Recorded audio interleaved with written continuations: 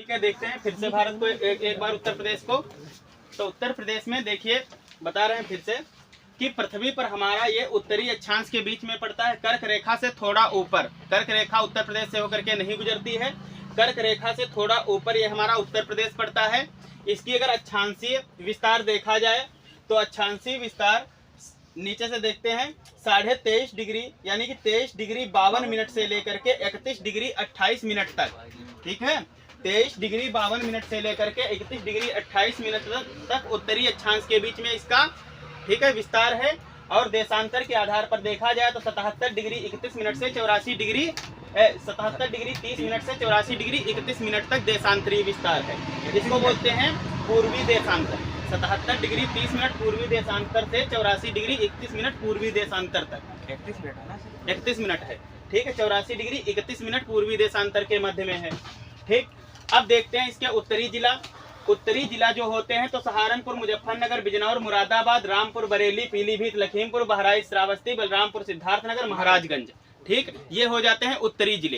कौन से जिले हो जाते हैं? उत्तरी जिले। फिर पूर्वी जिलों में आते हैं तो ये कुशीनगर, देवरिया, बलिया, गाजीपुर, चंदौली और सोनभद्र, ये हो जाते हैं पूर्वी जिले।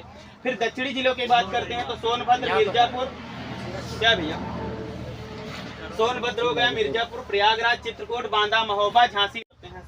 ठीक, दक्षिणी वाले में आ जाते हैं सोनभद्र, मिर्जापुर, प्रयागराज, चित्रकूट, बांदा, बांदा के बाद में महोबा, झांसी, ललितपुर। ठीक है, ये दक्षिणी जिले हो जाते हैं। फिर दक्षिणी जिले के बाद पश्चिमी जिलों की बात करते हैं तो जालौन है, जालौन के बाद इटावा, आगरा, मथुरा, अलीगढ़ और गौतम बुद्ध नगर, गाजियाबाद, बागपत, शामली। ठीक है, तो करना क्या है तुम लोगों को, ये काम रहेगा तुम्हारा सहारनपुर से लेकर के, सहारनपुर से जिलों को स्टार्ट करोगे। 75 जिले ना याद हो लेकिन सहारनपुर से लेकर के ऐसे सीक्वेंस वाइज पूरा सीरियल वाइज यहाँ शामली तक याद होना चाहिए। ठीक है, कल इतना काम करना है, शामली तक, सहारनपुर से आना है और शामली तक पहुँचना है। ठीक है, यह यात्रा कल करके आना है। उसके बाद में देखते हैं कौन सा जिला हमारा जो उत्तर प्रदेश है तो कितने राज्यों से सीमा साझा करता है, कितने देशों से सीमा साझा करता है, कितने केंद्र शासित प्रदेशों से सीमा साझा करता है। तो यदि उत्तर प्रदेश की बात करते हैं तो कुल कितने हो गए राज्य देखते हैं। एक गिनिएगा, हिमाचल प्रदेश, एक उत्तराखंड, 2 और उसके बाद में बिहार, 3, फिर ये झारखंड गिनो, 4, झारखंड के बाद छत्तीसगढ़, छत्तीसगढ़ के बाद मध्य प्रदेश, 6 राजस्थान, हरियाणा, 8 राज्यों से सीमा साझा करता है। कितने राज्यों से सीमा साझा करता है?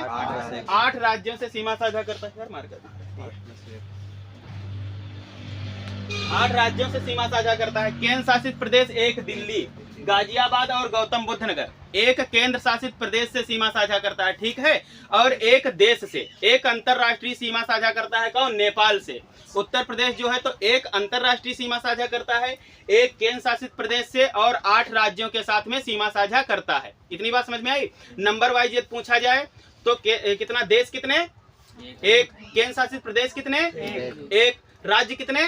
8। इतने राज्यों से सीमा साझा करते हैं। उसके बाद में देखते हैं कौन कौन से जिले किस किस राज्य से सीमा साझा करते हैं। तो हिमाचल प्रदेश, हिमाचल प्रदेश से 1 जिला। कितने जिले? 1 जिले। वो कौन सा जिला है? सहारनपुर। कौन सा जिला है? सहारनपुर। सहारनपुर सबसे उत्तरी जिला है, सबसे उत्तरी जिला है। ठीक है, उसके बाद में उत्तराखंड से देखते हैं तो टोटल 7 जिले सीमा साझा करते हैं। सहारनपुर, मुजफ्फरनगर, बिजनौर, मुरादाबाद, रामपुर, बरेली और पीलीभीत। पीलीभीत भी है।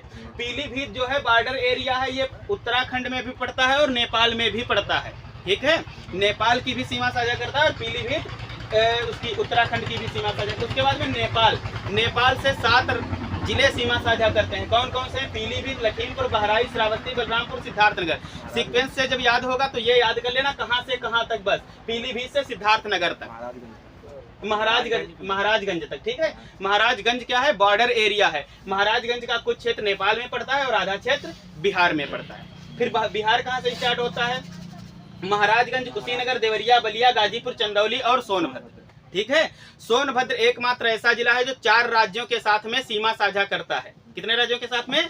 4 राज्य। कौन कौन से 4 राज्य हैं? इधर बिहार हो गया, बिहार के बाद झारखंड, छत्तीसगढ़ और मध्य प्रदेश। ठीक है, मध्य प्रदेश। फिर तो सोनभद्र हो गया, सोनभद्र 4 राज्यों से सीमा साझा करता है और सोनभद्र एक ऐसा जिला है जो सबसे दक्षिणतम जिला है। ठीक है, उत्तर प्रदेश का सबसे दक्षिणतम जिला सोनभद्र।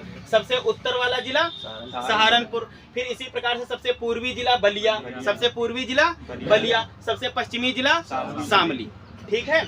फिर मध्य प्रदेश में 11 जिले सीमा साझा करते हैं मध्य प्रदेश राज्य से। कितने जिले सीमा साझा करते हैं? 11 जिले। ठीक है, 11 जिले सीमा साझा करते हैं। कौन कौन से हैं? सोनभद्र, मिर्जापुर, प्रयागराज, चित्रकूट, बांदा, महोबा, झांसी, ललितपुर, जालौन, इटावा और आगरा। ठीक है, सोनभद्र से लेकर के आगरा तक, सोनभद्र से लेकर के आगरा तक ये सारे जिले जो होते हैं मध्य प्रदेश से सीमा साझा करते हैं। मध्य प्रदेश में मध्य प्रदेश 3 तरफ से घेरता है किसको? ललितपुर को। ललितपुर एकमात्र ऐसा जिला है उत्तर प्रदेश का जो मध्य प्रदेश से 3 ओर से घिरा है। ठीक है, 3 ओर से घिरा है। फिर इसके बाद में आता है राजस्थान। राजस्थान सिर्फ 2 राज्यों से सीमा साझा करता है, 2 जिलों से सीमा साझा करता है। कौन कौन से? मथुरा और आगरा, मथुरा और आगरा। फिर इसके बाद में दिल्ली, तो दिल्ली 2 जिलों के साथ में सीमा साझा करता है, गाजियाबाद और गौतम बुद्ध नगर। गाजियाबाद पूर्णतया दिल्ली कवर्ड किए हुए है गाजियाबाद को। ठीक है, लेकिन गौतम बुद्ध नगर 2 सीमा साझा करता है किससे? दिल्ली और हरियाणा।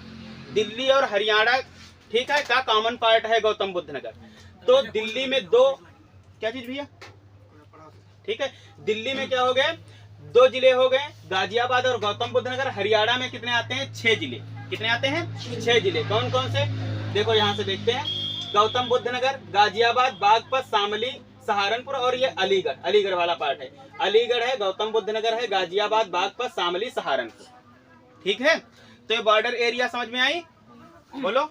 ठीक। फिर उत्तर प्रदेश का टोटल हम देखते हैं, क्षेत्रफल कितना है? 24,928 वर्ग किलोमीटर। कितना है? 24,928 वर्ग किलोमीटर। देश का यदि पूछते कितना प्रतिशत है तो 7.33%। ठीक है, 7.33%। ठीक है, इतना नोट करिएगा। उसके बाद में थोड़ा देख लेते हैं इसको। भौतिक क्षेत्रों में भी डिवाइड किया गया है, क्योंकि इसके बाद में जानते हो ये हमारा क्या है? हिमालय का पर्वतीय क्षेत्र पड़ता है। ऊपर वाला एरिया जो है हिमालय का पर्वतीय क्षेत्र पड़ता है और हिमालय से नदियां निकलती हैं। ठीक है, नदियां, प्रमुख नदियां उत्तर प्रदेश की प्रमुख नदियां हैं गंगा और यमुना। उत्तर प्रदेश की प्रमुख नदियां कौन कौन सी हैं? गंगा और यमुना। और गंगा और यमुना की अनेक सहायक नदियां हैं। तो इसमें नदियों का प्रवाह है, इसलिए समझिएगा पर्वत श्रृंखलाओं से नदियां निकलती हैं तो चट्टानों को तोड़ करके निकलती हैं। अब चट्टानों को तोड़ करके अपने साथ में अवसाद को प्रवाहित करके जब मैदानी क्षेत्र में प्रवेश करते हैं तो चट्टानें क्या होती? टूटती क्या हो जाती हैं? छोटे छोटे ककड़ेली मिट्टी में तब्दील हो जाती हैं। क्या हो जाती हैं? मिट्टी में तब्दील हो जाती हैं। उसी के आधार पर इस उत्तर प्रदेश को 3 क्षेत्रों में बांटा गया है। कितने क्षेत्रों में बांटा गया है? 3 क्षेत्रों में बांटा गया है। वो 3 क्षेत्र कौन से हैं? उत्तरी वाला जो एरिया पड़ता है उसको भाभर या तराई क्षेत्र बोलते हैं। भाभर या तराई क्षेत्र। फिर गंगा और यमुना के बीच के मैदान को बोलते हैं गंगा यमुना का मैदान। ठीक है, गंगा और यमुना के बीच के मैदान को गंगा यमुना का मैदान बोलते हैं। फिर दक्षिण वाले पार्ट को बोलते हैं बुंदेलखंड का पठारी क्षेत्र। बुंदेलखंड का पठारी क्षेत्र, ये वाला जो एरिया पड़ता है ये बुंदेलखंड का पठारी क्षेत्र है, क्योंकि यहाँ पर बहुत सी चट्टानें, बुंदेलखंड का पठार पाया जाता है। और ये पठार जो है विंध्यन क्रम की चट्टानें, हमने बताया था तुम्हें ना, विंध्यन क्रम की चट्टानों का यहाँ पर, ठीक है, उनकी एक श्रृंखला देखने को मिलती है। ठीक, उसको आगे पढ़ाएंगे, इतना नोट करिएगा, उसके बाद में देखते हैं आगे। ठीक।